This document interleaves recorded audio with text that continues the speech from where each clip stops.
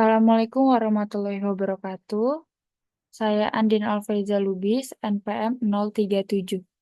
Di sini saya ingin menjelaskan laporan data analisis multivariat saya yang berjudul Pengaruh Job Enrichment terhadap kepuasan kerja pada organisasi mahasiswa dengan motivasi sebagai variabel mediasi. Berdasarkan fenomena ini, penelitian ini mencoba untuk memahami lebih dalam hubungan antara job enrichment dan kepuasan kerja, serta peran motivasi sebagai variabel mediasi. Penelitian ini dilakukan karena dalam organisasi mahasiswa, job enrichment dapat dilakukan dengan memberikan lebih banyak tantangan, variasi tugas, serta kesempatan untuk berkembang, yang sesuai dengan faktor motivasi dan secara langsung berhubungan dengan peningkatan kepuasan kerja mahasiswa dalam organisasi. Selanjutnya di sini saya akan menjelaskan proses mengolah data yang telah saya lakukan melalui aplikasi SPSS. Selanjutnya kita buka aplikasi SPSS. Lalu di sini saya pencet variable view.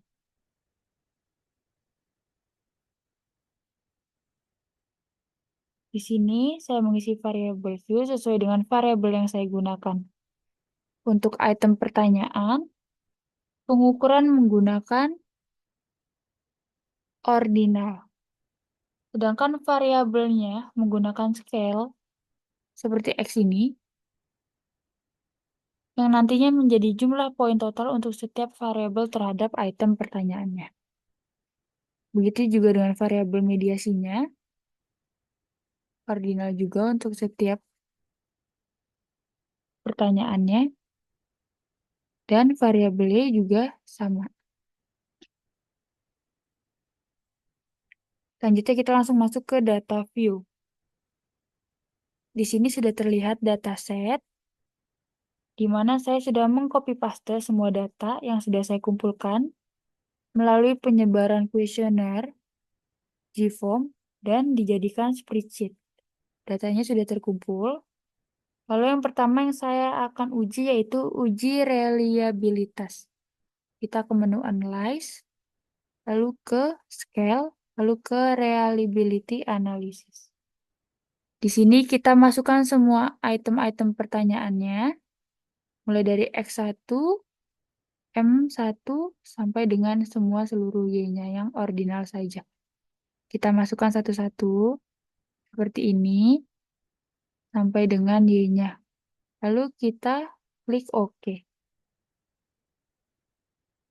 Di sini sudah terlihat untuk bagian tabel reliability statistik, di mana hasil analisis menunjukkan seluruh variabel memiliki nilai Crombat alpha lebih besar dari 0,7.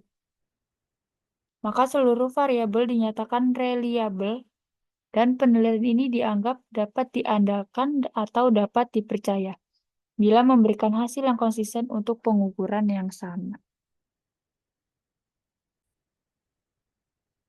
Selanjutnya kita balik ke dataset. Lalu sisi berikutnya yaitu uji asumsi korelasi. Kita ke analyze, lalu ke correlate, kita ke bivariate. Di sini yang kita masukkan adalah untuk per variabelnya saja. Kita lakukan uji X1-nya dulu. Kita masukkan semua variabel ordinal dan variabel scale-nya. Kita klik persen dan Spearman-nya. Lalu kita klik OK. Di sini sudah ada tabel untuk korelasi variabel X-nya. Dengan cara yang sama, kita lakukan untuk pengujian korelasi untuk variabel M-nya. Untuk variabel M, ordinal, dan scale-nya. Jangan lupa Spearman-nya, lalu kita klik OK. Sudah terlihat di sini ada tabel korelasi M-nya. Dan kita lakukan untuk variabel terakhir yaitu variabel Y-nya dengan cara yang sama. Correlate, create, kita masukkan kembali variabel terakhir yaitu variabel y-nya.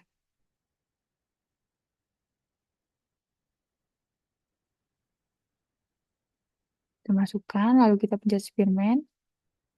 Kita pencet OK.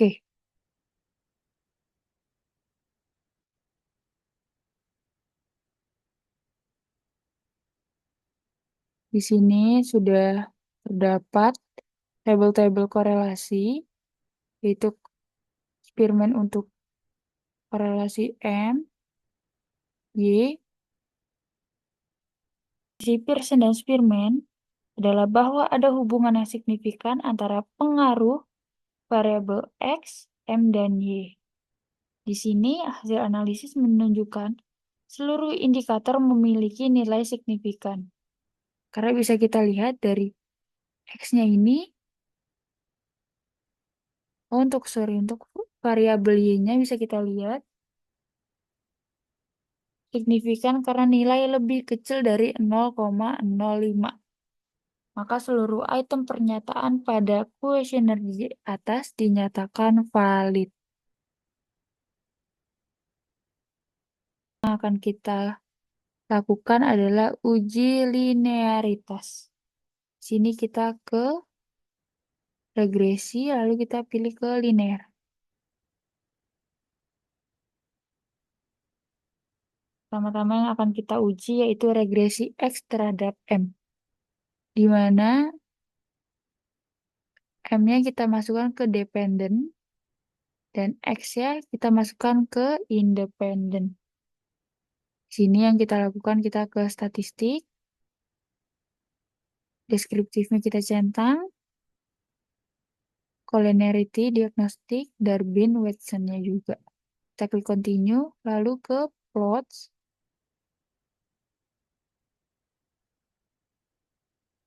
lalu kita masukkan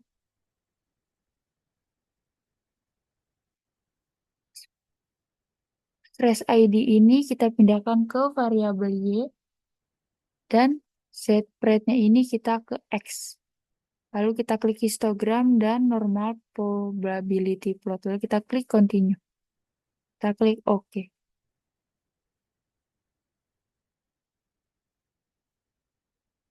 Di sini sudah terlihat tabel-tabel untuk uji regresi X terhadap M.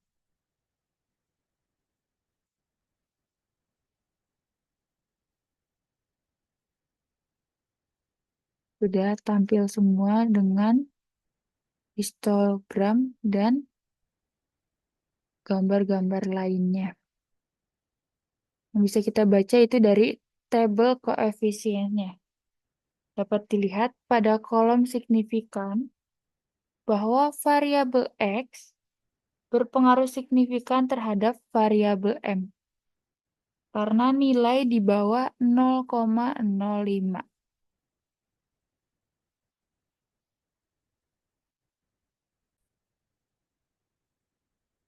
Selanjutnya kita akan melakukan uji regresi lagi untuk X dan M terhadap B. Caranya masih sama, regresi lalu ke linear. Yang kita masukkan dependennya itu Y. Karena yang ingin kita cari yaitu regresi X dan M terhadap Y. Jadi independennya X dan M. Sama seperti tadi statistiknya, kita klik deskriptif, collinearity, dan Darwin-Watson. Kita klik continue. Lalu plots-nya, slash, kita masukkan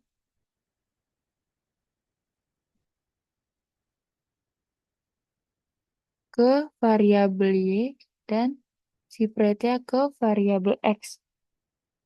Lalu kita klik histogram dan normal probability plot. Kita klik continue. Lalu kita klik OK.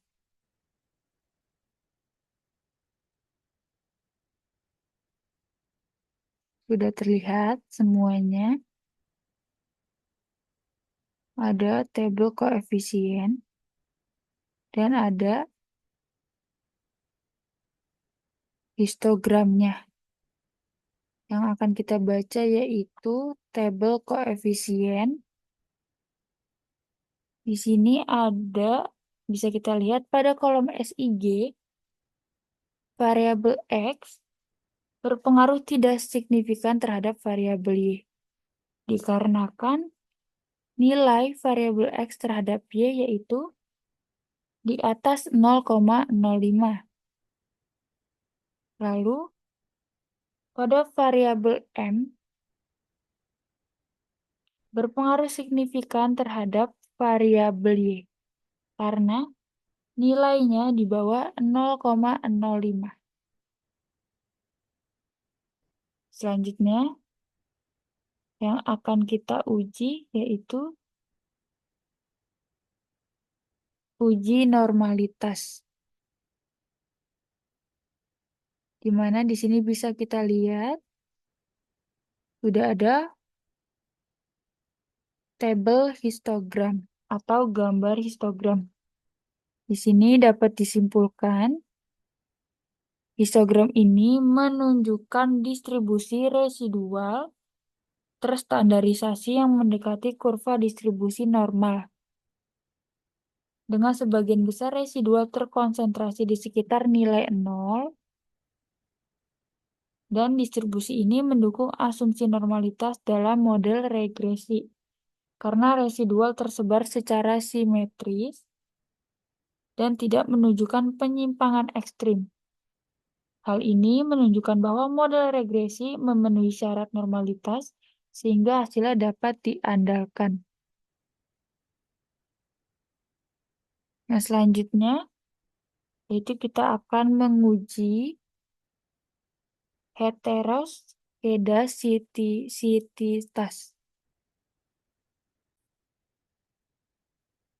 Di sini bisa kita lihat titik pada grafik di atas secara acak tersebar dengan baik di atas maupun di bawah sumbu 0. Dapat disimpulkan tidak terjadi adanya gejala heteroskedasisitas pada data di atas, karena titik menyebar secara acak dan dengan baik di atas maupun di bawah sumbu.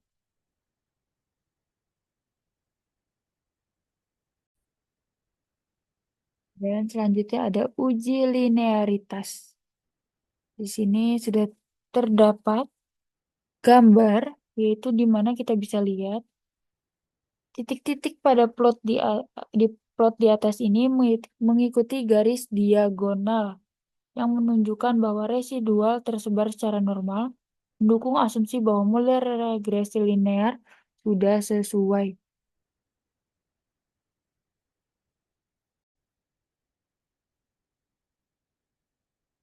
Bisa kita lihat tabel di atas menjelaskan bahwa tidak adanya terjadi gejala multikolinearitas karena nilai tolerance lebih besar 0,100 dan nilai FIF kurang dari 10.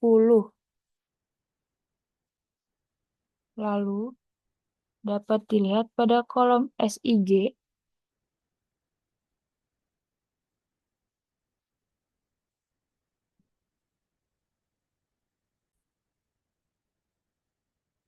Lalu yang terakhir yaitu melakukan uji tes Sobel, di mana nilai Sobel TZ yang dihitung adalah 3,068 karena nilai ini lebih besar dari 1,96.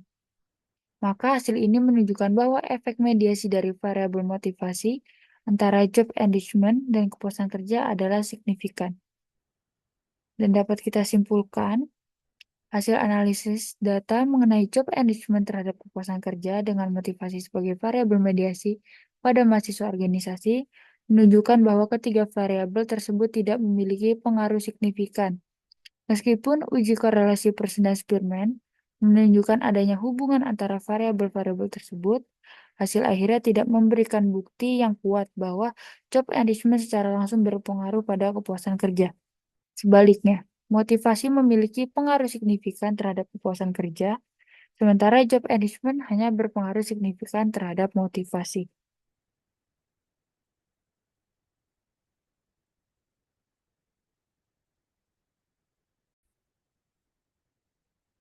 Mungkin itu saja yang bisa saya jelaskan pada kesempatan kali ini.